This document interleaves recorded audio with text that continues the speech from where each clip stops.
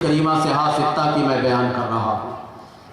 نبی کریم علیہ السلام کا یہ فرمان حدیث بخاری شریف میں موجود ہے۔ سرکار دو عالم علیہ السلام محبت الہی میں صوم وصال رکھتے ہیں۔ یہ ساری محبت کی بات ہے، اللہ سے محبت چاہتے ہیں، اللہ سے لگاؤ چاہتے ہیں۔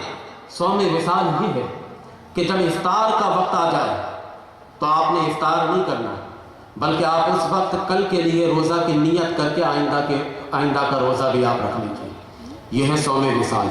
صوم وصال کا طریقہ یہی ہے کہ آپ کھائے نہیں، کھانے کا وقت آئے پھر نیت کر کے روزہ رکھ لیں، بھوکے رہیں۔ نبی کریم علیہ السلام اللہ کی محبت میں یہ کر رہے تھے، خدا کی چاہت میں یہ کر رہے تھے، اور دنیا والوں کو بتا رہے تھے کہ اے دنیا والوں، کبھی خدا کی چاہت میں تمہیں کھانا چھوڑنا پڑے تو چھوڑ دینا، خدا کی محبت کو نہ چھوڑنا۔ دیکھو، میں مالک و مختار ہونے کے باوجود پیٹ پر پتھر اللہ کی محبت میں باندھ رہا ہوں۔ تمہیں بھی اگر کبھی ایسا وقت آ جائے کہ دشمن آ جائے، کھانے کا انتظار نہ کرنا، دشمن کے سامنے چلے جانا۔ کبھی تمہیں طویل سفر کرنا پڑے دین کے لیے تو طویل سفر کر کے آگے چلے جانا۔ کبھی کھانے کے انتظار میں اللہ کی محبت کو ٹھکران نہ دینا۔ سرکار کو یہ درس دینا چاہتے تھے، سرکار یہ بتانا چاہتے تھے۔ صحابی کو یہ ادا بڑی پسند آئی، اور صحابی تو ہوتے ہی ہیں وہ جو سرکار کی ایک ایک ادا کو پسند کرتے ہیں۔ کسی ادا کے بارے میں یہ نہیں کہتے کہ ایسا نہیں، ایسا ہونا چاہیے۔ اللہ تعالیٰ نے اپنے پیارے نبی کو ایسی جماعت عطا کی جس جماعت میں اعتراض کا مادہ تھا ہی۔ سرکار آپ ایسا کیوں کر رہے ہیں، ویسے کر لیتے نہیں، اپنی عقل پیچھے رکھتے تھے۔ حالانکہ دیکھیے، اس وقت لوگ اعتراض کر سکتے تھے کہ جب یہ کہا گیا کہ یہ شہید زندہ ہے، مردہ نہیں ہے، تو لوگ کہہ سکتے تھے کہ حضور قرآن میں یہ اترا ہے کہ شہید زندہ ہیں تو ان کو دفنایا کیوں جاتا ہے؟ حضور پھر ان کی جنازہ کیوں پڑھتے؟ پھر یہ متحرک کیوں نہیں ہوتا اس کا جسم؟ جب شہید زندہ ہے تو اسے کھانا کیوں نہیں دیا جاتا؟ صحابی نے اپنی عقل کو پیچھے رکھ دیا، میرے نبی کے اس فرمان کو اپنا لیا کہ اس قرآن نے کہہ دیا جب یہ زندہ ہے تو زندہ ہے، مان لیا فوراً صحابی نے۔ کسی صحابی نے اعتراض نہیں قائم کیا، نہ ان کا شائبہ تک آیا، بلکہ فوراً مان لیا کہ یہ زندہ ہے۔ ہم یہی کہتے ہیں کہ اللہ تبارک و تعالیٰ کے پیارے نبی صلی اللہ علیہ وسلم کو اللہ تعالیٰ نے ایسی جماعت عطا کی جو بڑی پاکیزہ جماعت تھی۔ صحابی کی جماعت بڑی پاکیزہ جماعت تھی۔ وہ صحابی ایک ایک ادا کو پسند کرتے تھے۔ نبی کریم علیہ السلام صوم وصال رکھنے لگے، صحابی کو یہ ادا پسند آ گئی، صحابی بھی رکھنے لگے۔ نبی کریم علیہ السلام کی بارگاہ میں جب صحابہ آتے، چہرے ان کے زرد نظر آتے، کمزور نظر آتے، نقاہت جسم سے ٹپک رہی ہوتی۔ سرکار نے فرمایا کہ اے میرے صحابہ، یہ تو بتاؤ، یہ تمہارے جسم میں اتنی نقاہت کیوں آ رہی ہے؟ اتنے تمہارے جسم میں کمزوری کیوں آ رہی ہے؟ تمہارے چہرے پر یہ زردی کیوں آ رہی ہے؟ کہنے لگے آقا، جو روزہ آپ رکھتے ہیں وہی روزہ ہم رکھنے لگے۔ سرکار نے فرمایا کس نے کہا تھا تم کو ایسا روزہ رکھنے کے لیے؟ تمہیں کس نے اجازت دی تھی کہ تم یہ صوم وصال رکھو گے؟ سرکار دو عالم علیہ السلام کے صحابی خاموش ہیں۔ میں اس حدیث شریف سے یہ آپ کو بتانا چاہتا ہوں کہ صحابہ کا جذبہ اتباع یہ ہے کہ جہاں اتباع واجب نہیں وہاں بھی اتباع کریں۔ یہاں اتباع واجب نہیں ہے لیکن صحابی کر کے دکھا رہے ہیں۔ سرکار دو عالم علیہ السلام نے فرمایا کہ میرے غلاموں، تم صوم وصال رکھنا چاہو گے تو نہیں رکھ سکتے، اس لیے کہ تم میں سے کوئی بھی میری طرح نہیں۔ یہ کون سی حدیث میں بیان کر رہا ہوں؟ بخاری شریف کتاب الصوم سے بخاری شریف کی یہ روایت میں بیان کر رہا ہوں۔ سرکار نے صحابہ سے کہا کہ اے میرے غلاموں، اے میرے صحابی، تم میری طرح نہیں ہو۔ گویا کہ اس خطاب یہ حضرت ابوبکر صدیق سے بھی ہے، یہ خطاب حضرت عمر فاروق سے بھی ہے، یہ خطاب حضرت عثمان غنی سے بھی ہے، یہ خطاب مولا علی سے بھی ہے رضوان اللہ تعالی علیہم اجمعین، جلیل القدر صحابی سے یہ خطاب ہے۔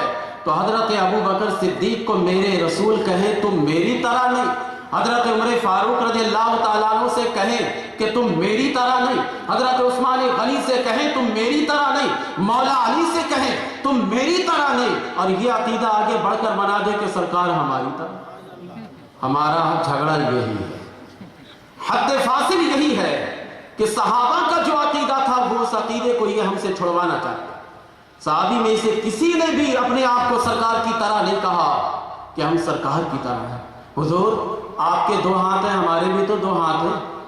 حضور آپ کے 2 آنکھیں ہیں، آپ کے ہمارے بھی تو 2 آنکھیں ہیں، پھر آپ کہہ رہے ہیں کہ تم میری طرح نہیں ہو۔ حضور ہم آپ کی طرح تو ہیں۔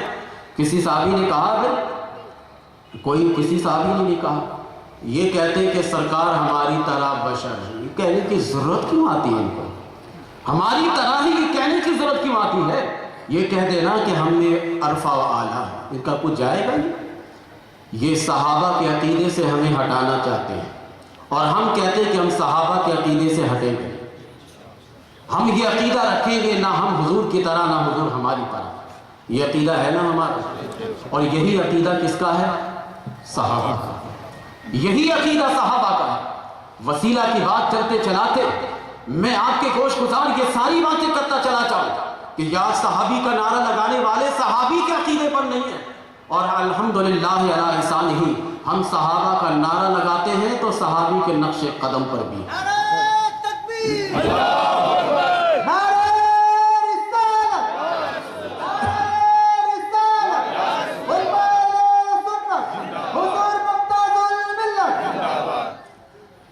یہ یاد رکھیے گا، یہی اصل بات ہے کہ ہم صحابہ کرام رضوان اللہ تعالی علیہم اجمعین کے نقش قدم پر چل کر رسول کی پیروی کرنا چاہتے ہیں۔ یہ کھٹاتے ہیں کبھی یہ کہہ کر کہ رسول ہماری طرح بشر ہیں، ہم ان کی طرح، وہ ہماری طرح ہے، ان کی بھی دو آنکھیں ہماری بھی دو آنکھیں، ان کے بھی 2 ہاتھ ہمارے بھی 2 ہاتھ۔ ہم کہتے ہیں ہم یہ نہیں مانتے۔ کسی صحابی نے ایسا نہیں کہا، ہم صحابی کے راستے پر چلتے ہوئے رسول کی پیروی کی طرف جا رہے ہیں۔ صحابی کو تو صحیح طور پر ہم نہیں مانا۔ نماز کی حالت میں کہتے ہیں کہ خیال لانا برا ہے، میں وہ اصل لفظ نہیں کہنا چاہتا، وہ لفظ بھی میرے لیے برا ہے، اس لیے اتنا ہی کہہ رہا ہوں۔ ہم کہتے ہیں کہ نہیں، وہ نماز نہیں ہوتی جس نماز میں رسول کا خیال نہ ہو۔ یہ صحابہ کا عقیدہ ہے، اسی راستے پر ہمیں جانے ہیں۔ تو یہ طریقے حصول کے جو ذرائع ہیں نا، یہ رسول کریم صلی اللہ علیہ وسلم کی پیروی۔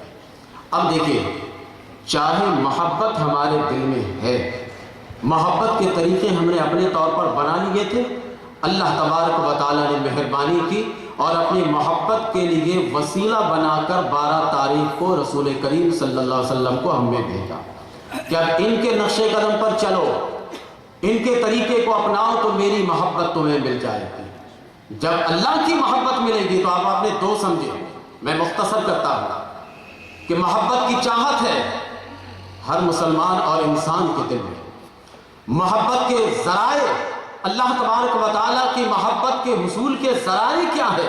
رسول کی پیروی، رسول کریم صلی اللہ علیہ وسلم کے اسوہ حسنہ کو اپنانا، یہ دوسرے ہے۔ فاتبعونی میں اب آخری تیسرے کی طرف چلیے، یحببکم اللہ۔ جب تم یہ کام کرو گے، اپنے دل میں چاہت پیدا کرو، اپنے دل میں میری محبت پیدا کرو، اور اس کے لیے رسول کی بارگاہ میں پہنچ جاؤ۔ رسول کریم صلی اللہ علیہ وسلم جب تمہیں یہ سب کچھ دے دیں گے تو پھر میں تم سے محبت کرنے لگوں گا۔ یعنی پہلے بندہ اللہ سے محبت کرنے نکلا، بیچ میں وسیلہ ہے رسول کریم صلی اللہ علیہ وسلم کی پیروی کو وسیلہ بنا کر، رسول کی ذات کو وسیلہ بنا کر یہ پیروی کرنے لگا۔ اس کے بعد اللہ کی محبت اس نے اپنا لی ہے، تو اللہ نے جواب محبت میں کیا کہا؟ میں تم سے محبت کرنے لگوں گا۔ یحببکم اللہ، اللہ تم سے محبت کرنے لگے گا۔ تم اللہ سے محبت کرو تو رسول کی پیروی کرنے کے طریقے پر، اس کے بعد جب اس پر تم کامل ہو جاؤ گے تو اللہ تم سے محبت کرنے لگے گا۔ یہ جواب محبت ہے، کیونکہ ہونا تو دونوں طرف سے چاہیے نا۔ میں مسئلہ کو سمجھانے کے لیے صرف ایک مثال دیتا ہوں تاکہ عوامی سطح پر یہ مسئلہ کو سمجھ لیں کہ جب تک کہ جواب محبت نہ ہو، چاہت محبت ناقص ہے۔ جب تک کہ جواب محبت نہ ہو، اطاعت محبت کے لیے جو ذرائع استعمال کیے جائیں وہ ناقص ہے۔ جب تک کہ جواب محبت ہمارے پاس نہ آ جائے، اس کو میں ایک مثال دے کر آپ کے سطح پر، مثال صرف مثال ہوتی ہے، صرف بات کو سمجھانے کے لیے ہوتی ہے۔ ایک نوجوان بڑا خوش و خرم گھر سے نکلا، اس کے ساتھی نے اس سے پوچھا بڑے خوش نظر آ رہے ہو آج، خیریت تو ہے نا؟ کہا بالکل خیریت ہے۔ کہا کیا؟ کہا کہ خیریت یہ ہے کہ ہمارے ملک کی جو شہزادی ہے اس سے نکاح کرنا میرا معاملہ طے پا گیا ہے۔ بولا اچھا، اس لیے خوش ہو رہے؟ کہا ہاں۔ کیسے؟ کہا میری ماں بھی راضی ہو گئی, میرا باپ بھی راضی ہو گیا, میں بھی راضی ہو گیا. کہا اچھا ٹھیک ہے, یہ بتاؤ کہ بادشاہ سلامت بھی راضی ہیں یا نہیں اپنی بیٹی سے تمہاری شادی کرانے کے؟ کہا اس مسئلے پر تو ابھی بات نہیں ہوئی, بات کروں گا. کیا کریے گا اس کو کہ بے وقوف ہے. بھائی خوشی اس وقت منانا جب ادھر ہو, پہلے سے تیاری کر رہے ہو شہزادی سے شادی کرنے کی, لیکن ادھر جب جاؤ گے تو ڈنڈے مار کے بھگا دیے جاؤ گے, تو پھر یہ کیسی چاہت ہوگی, یہ کیسی محبت ہوگی. اسی طرح بلا تشبیہ و تمثیل میں سمجھانا چاہتا ہوں, رب کی محبت میں نکلنا چاہتے ہیں. عرب کے لوگ زمانے جاہلیت میں رب کی محبت کی خاطر سیٹیاں بجاتے تھے, رب کی محبت کی خاطر تالیاں بجاتے تھے, رب کی محبت کی خاطر وہ لوگ طواف برے انداز میں کیا کرتے تھے. ایسے لوگوں کو ملائکہ ڈنڈے مار کر وہاں سے بھگائیں گے کہ جا تو صرف محبت الہی کا دم بھرتا ہے, لیکن اللہ تبارک و تعالیٰ تیری محبت کو قبول بھی نہیں کرتا, نہ جواب محبت دیتا ہے. جن کی محبت کو اللہ قبول کرتا ہے, جن کی چاہت کو اللہ تبارک و تعالیٰ قبول کرتا ہے, وہ تو نفوس قدسیہ ہیں ہی کوئی اور. وہ کون ہے؟ اگر اس کا مصداق اول ہے تو حضرت ابوبکر صدیق ہے, اگر مصداق ثانی ہے حضرت عمر فاروق رضی اللہ تعالیٰ عنہ ہے, مصداق ثالث اگر ہے حضرت عثمان غنی ذو النورین رضی اللہ تعالیٰ عنہ ہے, مصداق رابع اگر ہے مولا کائنات. باقی صحابی کو لیتے چلے جائیں, پھر تابعی کو لیتے جائیں, پھر تبع تابعی کو لیتے جائیں, پھر غوث و خواجہ کو لیتے چلے جائیں. یہ سارے مصداقین ہیں کہ جو محبت الہی میں اس قدر غرق ہوئے, اس قدر ڈوبے کہ اللہ تبارک و تعالیٰ نے ان کو جواب دیا یحببکم اللہ, اللہ تم سے محبت کرے گا. اور جن سے اللہ محبت کرتا ہے بعد مرنے کے بھی ان کی قبر خالی نہیں رہتی. عاشقوں کی جھرمٹ رہتی ہے وہاں, عاشق کا جمگھٹا رہتا ہے وہاں. مرنے کے بعد بھی وہاں پر جب لوگ جاتے ہیں تو اللہ کی محبت اور چاہت وہاں سے لے کر آتے ہیں. یحببکم اللہ کے مفہوم کو میں آسان طریقے سے سمجھاتا ہوں. قوت القلوب فی معاملت المحبوب میں یہ واقعہ لکھا ہے کہ حضرت یوسف علیہ السلام ایک دن زلیخا سے کہنے لگے, ارے زلیخا, جب تک کہ مجھ سے تیرا نکاح نہیں ہوا تھا تو مجھے چاہنے کے لیے کس قدر جھوٹ کہتی تھی. کبھی مجھ پر کچھ الزام عائد کرتی, کبھی مجھے جیل میں بند کرواتی, کبھی میرے ساتھ یہ سلوک اور وہ سلوک کرتی, لیکن اب جب کہ میں مل گیا اب مجھ سے کٹی کٹی کیوں رہتی ہے, مجھ سے دور کیوں رہتی ہے, مجھ سے اس طرح سے بھاگتی کیوں ہے. زلیخا نے جو جواب دیا ہے وہ سمجھ لیجئے, یحببکم اللہ کی پٹی کو سمجھ لیجئے گا. انہوں نے جواب دیا کہ اے اللہ کے پیغمبر, جب تک کہ اس کی محبت کے بارے میں مجھے معلوم نہیں تھا, اس کے ذرائع ہمارے پاس نہیں تھے, دنیا کی محبت میرے دل میں تھی. کبھی آپ کی چاہت آتی, پیغمبر کے اعتبار سے نہیں انسان کے اعتبار سے, کبھی مال و متاع کی چاہت آتی, کبھی جائیداد کی چاہت آتی, کبھی اولاد کی چاہت آتی, کبھی نسوانی چاہت آتی, جب تک کہ اس وحدہ لا شریک کی محبت نہیں آئی تھی اس وقت تک دنیا کی محبتوں میں مستغرق تھی. جب میں آپ کے پاس آیا, آپ کے دامن سے وابستہ ہو گئی, پھر آپ کے وسیلہ جلیلہ سے جب اللہ تعالیٰ کی محبت میرے دل میں آ گئی اور اللہ نے میری محبت کو قبول کر لی, تو اب اس کے بعد اس کے بغیر مجھے کسی میں کوئی چاہت ہی نہیں. یہ اللہ نے ان کی محبت کو قبول کر لیا. یحببکم اللہ کا یہ دائرہ ہے کہ جب اللہ محبت اور چاہت کو قبول کر لیتا ہے تو اللہ تبارک و تعالیٰ پھر اس سے محبت کرتا ہے, اور جب اس سے محبت کرنے لگتا ہے تو انداز کیا ہوتا ہے. مسلم شریف بخاری کے بعد ہے, مسلم شریف میں یہ حدیث ہے کہ اللہ تبارک و تعالیٰ جبریل کو بلاتا, جبریل ادھر آؤ, دیکھو اس روئے زمین پر فلاں ابن فلاں ہے, میں ان سے محبت کرنے لگا. وہ مجھ سے محبت کرنے کی کوشش کرتے کرتے میرے رسول کی پیروی کے اس مقام تک پہنچا کہ اب جواب محبت کی باری آئی. دونوں طرف سے محبت ہونی چاہیے. جواب محبت کی باری آئی تو میں اس بندے کو اب اپنا محبوب بنا رہا. جبریل کو بتایا